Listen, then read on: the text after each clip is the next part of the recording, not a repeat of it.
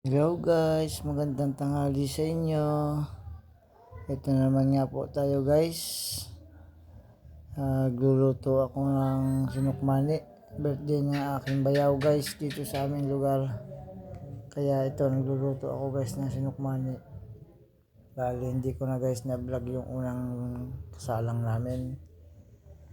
Ituturo ko sa inyo kung paano magluto ng sinukmani. Hindi ko guys na videohan na yung una ng paano namin ginawa, pero ituturo ko sa inyo. Mag-una guys, magsalang muna kayo ng gata. Gata guys.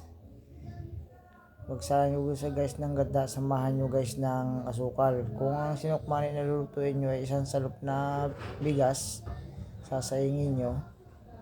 Ang capacity po ng asukal nun ay 3 kilo. Isang salop. Yun guys ang capacity ng asukal. Isasama nyo yun guys sa kakang gata, yung unang gata ng niyog. Bali ang niyog niyan guys 10 niyog sa isang salop na bigas. Yan po ang ginawa namin guys. Bali salang yun guys, ang gata nyo kasama ang asukal. Palalaputin nyo muna yun, huwag nyo muna ilalagay ang sinaing na malagkit.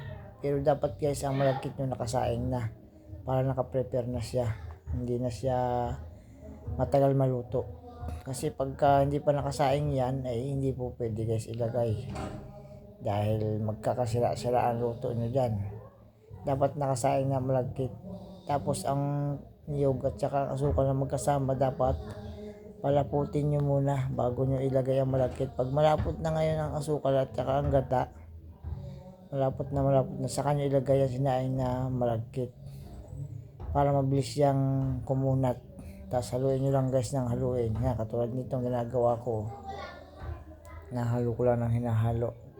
Hinihintay ko lang guys na kumunat siya para pag nagkakalamay na makunat siya. Kasi pag hinango niya at pag lamig niyan, siguradong napakasarap niyan, hindi siya lata, talagang kapit siya, makunat siya.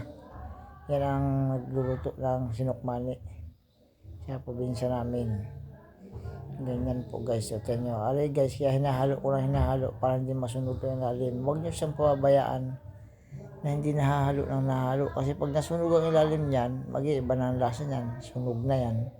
Hindi na sinukmani yan. Sunog na yan. Ganyan guys yan. Kapag yan lang po siya. Kaya hinahalo ko lang, hinintay ko siya na kumunat kasi masyado pang malambot eh. Sige po guys, hanggang dito na lang po ang aking vlog. Maraming salamat sa inyo. God bless.